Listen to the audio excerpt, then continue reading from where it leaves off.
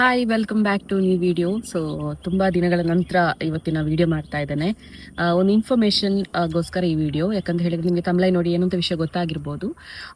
Fraud ವಿಷಯದ ಬಗ್ಗೆ ಒಂದು ಏನು, ನಾನೀಗ ಆಲ್ರೆಡಿ ಒಂದು ಬಿಸ್ನೆಸ್ ಸ್ಟಾರ್ಟ್ ಮಾಡಿದ್ದೇನಲ್ವಾ. ಸೊ ಹಾಗಾಗಿ ನಾನು ಒಂದಷ್ಟು ಸರ್ಚ್ ಮಾಡ್ತಾ ಇರ್ತೇನೆ, ಯಾವುದಾದ್ರೂ ಒಳ್ಳೆ ಡ್ರೆಸ್ಗಳು ಉಂಟಾ ಹಾಗೆ ಹೀಗೆ ಅಂತ. ಸೊ ನನಗೆ ಸಾರೀಸ್ಗಳು ಬೇಕಿತ್ತು. ಸೊ ಹಾಗಾಗಿ ನಾನು ಜಸ್ಟ್ ಸರ್ಚ್ ಮಾಡಿದ್ದು, ಒಂದು ಟ್ರಯಲ್ ತಂದು ಫಸ್ಟಿಗೆ ನೋಡುವ ಅಂತ ಹೇಳಿ, ಸ್ಯಾಂಪಲ್ ಒಂದು ತರಿಸುವ ಅಂತ ಹೇಳಿ. ಸೊ ಹಾಗಾಗಿ ನಾನೊಂದು ಫ್ರಾಡ್ ಆದ ಬಗ್ಗೆ ಮತ್ತು ಅದನ್ನು ಹೇಗೆ ನಾವು ವಾಪಸ್ ರಿಫಂಡ್ ಮಾಡ್ಕೊಳ್ಬೋದು, ಸೊ ಇದರ ಬಗ್ಗೆ ಇನ್ಫಾರ್ಮೇಷನ್ ಕೊಡೋದಕ್ಕೆ ಇವತ್ತಿನ ವಿಡಿಯೋ ಮಾಡ್ತಾ ಇದ್ದೀನಿ. ಯಾರೆಲ್ಲ ಚಾನಲ್ ಸಬ್ಸ್ಕ್ರೈಬ್ ಮಾಡಿಲ್ಲ ದಯವಿಟ್ಟು ಚಾನಲ್ ಸಬ್ಸ್ಕ್ರೈಬ್ ಮಾಡ್ಕೊಳ್ಬಿಡಿ ನೋಡಿ. ಹಾಗೆಯೇ VJ Kavitha's Tulu tax YouTube channel subscribe ಮಾಡಿ ಸಪೋರ್ಟ್ ಮಾಡಿ ಅಂತ ಹೇಳ್ತಾ ಬನ್ನಿ ಇವತ್ತಿನ ವಿಡಿಯೋ ಶುರು ಮಾಡೋಣ.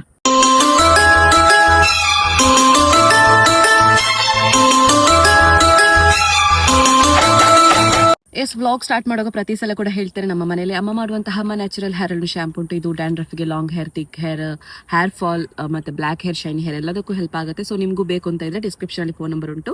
ಸೊ ಅದಕ್ಕೆ ವಾಟ್ಸಪ್ಪಲ್ಲಿ ಹಾಯ್ ಅಂತ ಮೆಸೇಜ್ ಹಾಕಿದ್ರೆ ನಿಮಗೆ ಎಲ್ಲ ಡೀಟೇಲ್ಸ್ ಬರುತ್ತೆ. ಎಸ್, ಈಗ ನಾನು ನಾನು ಫ್ರಾಡ್ ಆದ ಬಗ್ಗೆ ಕಂಪ್ಲೀಟ್ ಆಗಿ ಹೇಳ್ತಾ ಹೋಗ್ತೇನೆ. ಜಸ್ಟ್ ನಾನು ಇನ್ಸ್ಟಾಗ್ರಾಮ್ ಎಲ್ಲ ಸರ್ಚ್ ಮಾಡ್ತಾ ಇದ್ದೆ, ಒಂದಷ್ಟು ವೀಡಿಯೋಸ್ಗಳೆಲ್ಲ ಬರ್ತಾ ಇತ್ತು. ಆನಂತರ ನಾನು ಯೂಟ್ಯೂಬಲ್ಲಿ ಹೋದೆ, ಅಲ್ಲಿ ಕೂಡ ಕೆಲವೊಂದಿಷ್ಟು ವೀಡಿಯೋಸ್ಗಳನ್ನೆಲ್ಲ ನೋಡಿದೆ. ಸೊ ರಿವ್ಯೂಸ್ ಎಲ್ಲ ಒಳ್ಳೆದಿತ್ತು. ಇನ್ಸ್ಟಾಗ್ರಾಮಲ್ಲಿ ನಾನು ಕೆಲವು ಕಾಮೆಂಟ್ಸ್ಗಳನ್ನೆಲ್ಲ ತಗೊಂಡೆ. ನೋಡಾಗ ಕಮೆಂಟ್ ಎಲ್ಲ ಡಿಲೀಟ್ ಆಗಿದೆ. ನನಗೆ ಗೊತ್ತಿರಲಿಲ್ಲ ಅದೆಲ್ಲ ಕಮೆಂಟ್ ಎಲ್ಲ ಡಿಲೀಟ್ ಆಗುತ್ತೆ ಅಂತ. ಇವರು ಕಮೆಂಟ್ ಎಲ್ಲ ಆಫ್ ಮಾಡಲಿಲ್ಲ. ಸೊ ಹಾಗಾಗಿ ಇದು ಫೇಕ್ ಆಗಿರ್ಲಿಕ್ಕಿಲ್ಲ ಅಂತ ಅನ್ಕೊಂಡೆ. ನಾನು ಅಲ್ಲಿ ಕಮೆಂಟ್ ಮಾಡಿ ನೋಡಬೇಕಿತ್ತು ಫಸ್ಟಿಗೆ, ಇಲ್ಲಿ ಕಮೆಂಟ್ ಮಾಡ್ಲಿಕ್ಕೆ ಆಗುದಿಲ್ಲ ಅಂತ ಹೇಳಿ. ಸೊ ನಾನು ಯಾರು ಕಮೆಂಟ್ ಮಾಡಲಿಲ್ಲ. ಸೊ ಹಾಗಾಗಿ ಇದು ರಿಯಲ್ ಇರ್ಬೋದು ಅನ್ಕೊಂಡೆ. ಸೊ ಹಾಗಾಗಿ ನಾನು ಜಸ್ಟ್ ವಾಟ್ಸಪ್ಪಲ್ಲೇ ಹಾಯ್ ಅಂತ ಮೆಸೇಜ್ ಹಾಕಿದೆ, ಅಲ್ಲೇ ಡೈರೆಕ್ಟ್ ಇನ್ಸ್ಟಾಗ್ರಾಮ್ ಮೂಲಕ, ಅಲ್ಲಿ ಆ್ಯಡ್ ಇರ್ತದಲ್ವಾ. ಸೊ ಹಾಗಾಗಿ ನನಗೆ ಸ್ಯಾರೀಸ್ಗಳು ಬೇಕು ಅಂತ ಹೇಳಿ ನಾನು ಅಲ್ಲಿ ಜಸ್ಟ್ ಒಂದು ಹಾಯ್ ಅಂತ ಮೆಸೇಜ್ ಹಾಕಿದೆ. ಸೊ ಎಲ್ಲ ಡೀಟೇಲ್ಸ್ ಬರುತ್ತೆ. ಕ್ಯಾಶ್ ಆನ್ ಡೆಲಿವರಿ ಅವೈಲೇಬಲ್ ಇಲ್ಲ. ಸೊ ಒಂದಷ್ಟು ಸಾರೀಸ್ಗಳ ಫೋಟೋಸ್ ಎಲ್ಲ ಇತ್ತು.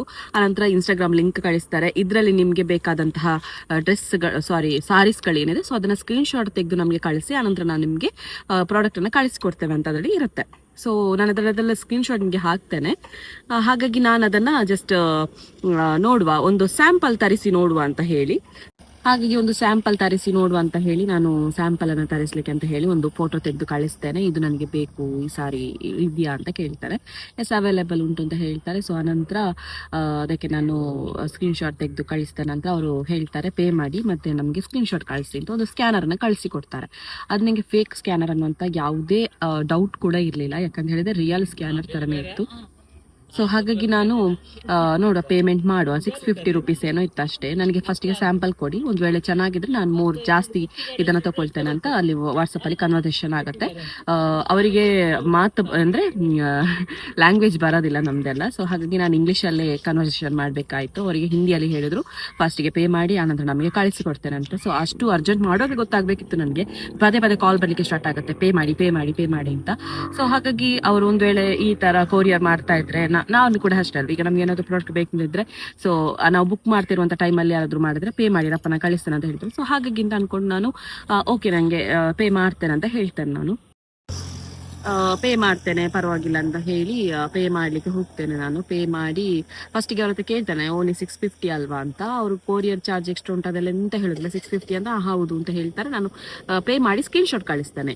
ಇಮಿಡಿಯೇಟ್ ಆಗಿ ಒಂದು ಮೆಸೇಜ್ ಬರುತ್ತೆ, ಶಿಪ್ಪಿಂಗ್ 1010 ರುಪೀಸ್ ಪ್ಲಸ್ 99 ರುಪೀಸ್. ನಿಮಗೆ 99 ರುಪೀಸ್ ಮಾತ್ರ ಅದು ಬೀಳೋದು, ಮತ್ತು 1010 ರುಪೀಸ್ ಏನಿದೆ ಅದು 1 ಮಿನಿಟಲ್ಲಿ ನಿಮಗೆ ರಿಫಂಡ್ ಆಗುತ್ತೆ. ಸೊ ಅದು ನಿಮಗೆ ಫುಲ್ ಅಂದರೆ ಈಗ ನಾವು ಬಂಡಲ್ ಆಗಿ ತಗೊಳ್ತೇವಲ್ಲ ಅದರದ್ದೆಲ್ಲ ಕೊರಿಯರ್ ಚಾರ್ಜ್ ಅಂತ ಹೇಳ್ತಾರೆ. ನಂಗೆ ಯಾಕೋ ಇದು ಅನುಮಾನ ಆಗುತ್ತೆ. ಅಂದ್ರೆ ಈಗ ನಾನು 1010 ರುಪೀಸ್ ಕಳಿಸ್ತೇನೆ ಅನ್ಕೊಳ್ಳಿ, ಪ್ಲಸ್ 99 ರುಪೀಸ್ ಕಳಿಸ್ತೇನೆ ಅಂತ ಅನ್ಕೊಳ್ಳಿ. ವಾಪಸ್ ಅವ್ರು ಹೇಳಿದ್ರೆ 2000 ಕಳಿಸಿ ಅಂತ, ನೆಕ್ಸ್ಟ್ ಅವ್ರು 3000 ಕಳಿಸಿ ಅಂತ ಹೇಳಿದ್ರೆ ಇದೊಂಥರ ಸ್ಕ್ಯಾಮ್, ಗೊತ್ತಾಯ್ತಾ? ನಮ್ಮಿಂದ ಹಣವನ್ನ ತಗೊಳ್ಳುವಂತ ಸ್ಕ್ಯಾಮ್ ಇದು, ದೊಡ್ಡ ಸ್ಕ್ಯಾಮ್ ಇದು. ಸೊ ಹಾಗಾಗಿ ನನಗೆ ಡೌಟ್ ಆಯ್ತು. ನಾನು ಹೇಳಿದೆ ರಿಫಂಡ್ ಮಾಡಿ, ನನಗೆ ಬೇಡ ಇದು, ಕ್ಯಾನ್ಸಲ್ ಇಟ್ ಅಂತ ನಾನು ಮೆಸೇಜ್ ಮಾಡ್ತೇನೆ. ಕ್ಯಾನ್ಸಲ್ ಮಾಡ್ಲಿಕ್ಕೆ ಆಗುದಿಲ್ಲ ಅಂತ ಹೇಳ್ತಾರೆ. ಸೊ ಹಾಗಾಗಿ ಹೌದಾ ನಿಮ್ಮ ಫ್ರಾಡ್ ಅಂತ ಗೊತ್ತಾಯ್ತು ನನಗೆ. ಸೊ ಹಾಗಾಗಿ ನಾನು ಸೈಬರ್ ಕ್ರೈಮ್ ಮಾಡ್ತೇನೆ ಅಂತ ಹೇಳ್ತೇನೆ. ಗೋ ಅಂತ ಮೆಸೇಜ್ ಬರುತ್ತೆ. ಸೊ ಅದರಲ್ಲೇ ಗೊತ್ತಾಗುತ್ತೆ ನಮಗೆ. ಒಂದು ವೇಳೆ ಅವರು ಅಷ್ಟು ಜೆನ್ಯೂನ್ ಆಗಿದ್ರೆ ಹೇಳ್ತಾರೆ, ಅವರ ಬಗ್ಗೆ ಡೀಟೇಲ್ಸ್ ಕಳಿಸ್ತಾರೆ, ರಿಜಿಸ್ಟರ್ ಆದದ್ದು ಅದು ಅಂತೆಲ್ಲ ಕಳಿಸ್ತಾರೆ. ಬಟ್ ಇದು ದೊಡ್ಡ ಫ್ರಾಡ್ ಆಯ್ತಾ. ಸೊ ಹಾಗಾಗಿ ಇದಕ್ಕೆ ಏನಾದರೂ ಮಾಡಲೇಬೇಕು ಅಂತ ಹೇಳಿ ವೆಯ್ಟ್ ಆ್ಯಂಡ್ ವಾಚ್ ಅಂತ ನಾನು ಲಾಸ್ಟ್ ಮೆಸೇಜ್ ಹಾಕ್ತೇನೆ. ಓಕೆನಾ? ಫೋನ್ಪೇಯಲ್ಲಿ ಹೋಗ್ತೇನೆ. ನಾನು ಫೋನ್ಪೇ ಅದು ಪೇ ಮಾಡಿರೋದು. ಫೋನ್ಪೇಯಲ್ಲಿ ಹೋಗಿ ಅಲ್ಲಿ ನಮಗೆ ಸಪೋರ್ಟ್ ಅಂತ ಬರುತ್ತೆ. ಫೋನ್ಪೇಯಲ್ಲಿ ನಾವು ಟ್ರಾನ್ಸಾಕ್ಷನ್ ಏನು ಮಾಡಿರ್ತೇವೆ ಅಲ್ಲಿ ನಿಮಗೆ ಮೇಲೆ ಒಂದು ಸಪೋರ್ಟ್ ಅಂತ ಬರುತ್ತೆ. ನಾನು ನಿಮಗೆ ಸ್ಕ್ರೀನ್ ರೆಕಾರ್ಡ್ ಹಾಕ್ತೇನೆ. ಸಪೋರ್ಟ್ ಅಂತ ಬರುತ್ತೆ. ಸೊ ಅಲ್ಲಿ ಹೋಗಿ ನೀವು ನನ್ನ ಇದು ಫ್ರಾಡ್ ಇದಕ್ಕೆ ಹೋಗಿದೆ ಅಂತೆಲ್ಲ ಕಂಪ್ಲೇಂಟ್ ಮಾಡ್ಬೋದು. ಸೊ ಅದು ನಿಮಗೆ ಅಲ್ಲಿ ಹಾಕ್ತಾರೆ ರಿಫಂಡ್ ಮಾಡಲಿಕ್ಕೆ ಆಗುತ್ತೆ ಅಂತ. ಸೊ ನನಗೆ ಅದು ಏನು ಸಮಾಧಾನ ಆಗಲಿಲ್ಲ. ಬ್ಯಾಂಕ್ ಕಡೆಯಿಂದ ಏನಾದರೂ ಮಾಡ್ತಾರಂತ ನಾನು ಆನ್ಲೈನ್ ಕಾಲ್ ಮಾಡ್ತೇನೆ. ನಂದು ಕರ್ನಾಟಕ ಬ್ಯಾಂಕಿಂದ ನಾನು ಅದು ಟ್ರಾನ್ಸಾಕ್ಷನ್ ಆಗಿರೋದು. ಸೊ ಹಾಗಾಗಿ ನಾನು ಬ್ಯಾಂಕಿಗೆ ಕಾಲ್ ಮಾಡ್ತೇನೆ. ಆನ್ಲೈನ್ ಇದು ಆಗೋದಿಲ್ಲ, ನೀವು ಡೈರೆಕ್ಟ್ ಬ್ಯಾಂಕಿಗೆ ಹೋಗಿ ವಿಸಿಟ್ ಮಾಡಿ ಅಲ್ಲಿ ಕಂಪ್ಲೇಂಟನ್ನು ಮಾಡಬೇಕು ಅಂತ ಹೇಳ್ತಾರೆ. ಸೊ ಹಾಗಾಗಿ ನಾನು ಇವತ್ತು ಬ್ಯಾಂಕಿಗೆ ಕೂಡ ಹೋದೆ. ಅದರದ್ದು ನಾನು ನಿಮಗೆ ಲೆಟರ್ ಇದ್ದು ವಿಡಿಯೋ ಕೂಡ ಹಾಕ್ತೇನೆ ನಿಮಗೆ ಹೇಗೆ ಮಾಡಿದ್ದೇನೆ ಅಂತ ಹೇಳಿ. ಸೊ ಅಲ್ಲಿಗೆ ಹೋದ ನಂತರ ಅವ್ರ ಹತ್ರ ನಾನು ಕೇಳ್ತೇನೆ. ಸೊ ಹಾಗಾಗಿ ಅವ್ರು ಹೇಳ್ತಾರೆ ಲೆಟರ್ ರೈಟ್ ಅನ್ನು ಮಾಡಿಕೊಡಿ, ನಾವು ಇದನ್ನ ಯಾವ ಬ್ಯಾಂಕಿಗೆ ನಿಮಗೆ ನೀವು ಯಾವ ಬ್ಯಾಂಕಿಗೆ ಕಳಿಸಿದಿರಿ ಸೊ ಅವರ ಒಂದು ಬ್ಯಾಂಕಿಗೆ ನಾವು ಕಳಿಸ್ತೇವೆ, ಕಳಿಸಿದ ನಂತರ ಅದು ನಿಮ್ಗೆ ರಿಫಂಡ್ ಆಗುತ್ತೆ ಅಂತ ಹೇಳಿದ್ರು. ಸೊ ಹಾಗಾಗಿ ನಾನು ಬ್ಯಾಂಕಿಗೆ ಲೆಟರ್ ಮೂಲಕ ಕನ್ನಡದಲ್ಲೇ ಬರೆದು ಕೊಡ್ತೇನೆ. ಅದರಲ್ಲಿ ನನ್ನ UTR ಮತ್ತೆ ಟ್ರಾನ್ಸಾಕ್ಷನ್ ID ಇದು ಎಲ್ಲ ನಾನು ಡೀಟೇಲ್ಸ್ ಅನ್ನ ಬರೆದು ಕೊಡ್ಬೇಕಾಗತ್ತೆ. ಎಲ್ಲ ಕೊಟ್ಟು ಬ್ಯಾಂಕಿನ ಮ್ಯಾನೇಜರ್ಗೆ ಕೊಟ್ಟು ಬಂದಿದ್ದೇನೆ ಈಗ ಆಲ್ರೆಡಿ. ಸೊ ರಿಫಂಡ್ ಆಗುತ್ತೆ ಅನ್ಕೊಂಡಿದ್ದೇನೆ, ಯಾಕಂದ್ರೆ ಅವರು ಹೇಳಿದ್ದಾರೆ ರಿಫಂಡ್ ಆಗುತ್ತೆ ಅಂತ. ಯಾಕಂತ ಹೇಳಿದ್ರೆ ದೊಡ್ಡ ಫ್ರಾಡ್, ಎಲ್ಲ ಸಾಕ್ಷಿಗಳು ಸಮೇತ ಇತ್ತು ನನಗೆ. ಸೊ ಸಾಕ್ಷಿಗಳನ್ನೆಲ್ಲವನ್ನ ಕೊಟ್ಟಿದ್ದೇನೆ.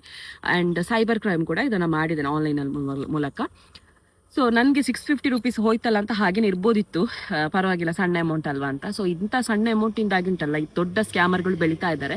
ಸೊ ಹಾಗಾಗಿ ನಾವು ಇನ್ನಷ್ಟು ಅಲರ್ಟ್ ಆಗಿರುವ, ನಾವೇನ್ ಗೊತ್ತಾ ಸಣ್ಣ ಅಮೌಂಟ್ ಅಲ್ವಾ ಅಂತ. ಈಗ ಫಾರ್ ಎಕ್ಸಾಂಪಲ್ ಈಗ ಒಂದು ಜಾಬಿಗೆ ಅಂತ ಇರುತ್ತೆ, ಜಾಬಿಗೆ ಅಂತ ಹೇಳಿ 400 ರೂಪಾಯಿ ಕಟ್ಲಿಕ್ಕೆ ಅಂತ ಹೇಳ್ತಾರೆ. ನಾನು ತುಂಬಾ ಸಲ ನಾನು ನೋಡಿದ್ದೇನೆ 400 ರೂಪಾಯಿ ಕಟ್ಲಿಕ್ಕೆ ಇರುತ್ತೆ ಅಂತ ಹೇಳ್ತಾರೆ. ಬಟ್ ನಾವು 400 ರೂಪಾಯಿ ಪೇ ಮಾಡ್ತೇವೆ, ಯಾಕಂದ್ರೆ ನಾವು 4,000-40,000 ಇದು ಸ್ಯಾಲ್ರಿ ಬರುತ್ತೆ ಅಂತ ಹೇಳಿ ಪೇ ಮಾಡ್ತೇವೆ.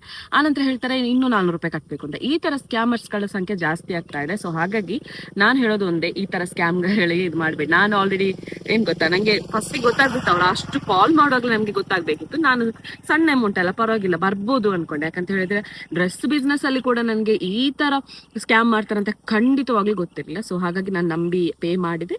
ಈಗ ನನಗೆ ಅದು ಫೋನ್ ಪೇ ಮತ್ತೆ ಬ್ಯಾಂಕ್ ನ ಸಪೋರ್ಟ್ ತಗೊಂಡು ಅದು ರಿಫಂಡ್ ಕೂಡ ಆಗುತ್ತೆ. ಸೊ ಹಾಗಾಗಿ ಯಾರು ಕೂಡ ಈ ತರ ಆನ್ಲೈನ್ ಅಲ್ಲಿ ಬಂತು ಅಂತ ಹೇಳಿ ಬುಕ್ ಮಾಡ್ಲಿಕ್ಕೆ ಹೋಗ್ಬೇಡಿ, ಡ್ರೆಸ್ಗಳದ್ದು ಬುಕ್ ಮಾಡ್ಲಿಕ್ಕೆ ಹೋಗ್ಬೇಡಿ. ಅದು ಜೆನ್ಯೂನ್ ಆಗಿದ್ರೆ ಟ್ರಸ್ಟೆಡ್ ಆಗಿದ್ರೆ ಮಾತ್ರ ಅದನ್ನ ಬುಕ್ ಮಾಡಿ ಅಂತ ಹೇಳ್ತಾ, ಸೊ ಇವತ್ತಿನ ವಿಡಿಯೋ ನಿಮ್ಗೆ ಯೂಸ್ಫುಲ್ ಆಗಿದೆ ಅನ್ಕೊಳ್ತೇನೆ. ಯೂಸ್ಫುಲ್ ಆಗಿದ್ರೆ ಇಂಥದ್ದು ಮೋರ್ ವಿಡಿಯೋಸ್ಗಳಿಗಾಗಿ ಕಮೆಂಟ್ ಅಲ್ಲಿ ಹೇಳಿ ಯಾವ ಒಂದು ಇನ್ಫಾರ್ಮೇಶನ್ ಬೇಕು ಅಂತ ಹೇಳಿ. ಇವತ್ತಿನ ವಿಡಿಯೋ ಇಷ್ಟ ಆಗಿ ಲೈಕ್ ಮಾಡಿ, ಶೇರ್ ಮಾಡಿ, ಕಮೆಂಟ್ ಮಾಡಿ. ಇನ್ನು ಕೂಡ ಸಬ್ಸ್ಕ್ರೈಬ್ ಮಾಡಿ ಅಂದ್ರೆ ಸಬ್ಸ್ಕ್ರೈಬ್ ಮಾಡಿ. And VJ Kavitha talks YouTube channel subscribe ಮಾಡಿ ಸಪೋರ್ಟ್ ಮಾಡಿದ ಹೇಳ್ತಾ ನಾಳೆ ವಿಡಿಯೋ ಸಿಗೋಣ. Take care.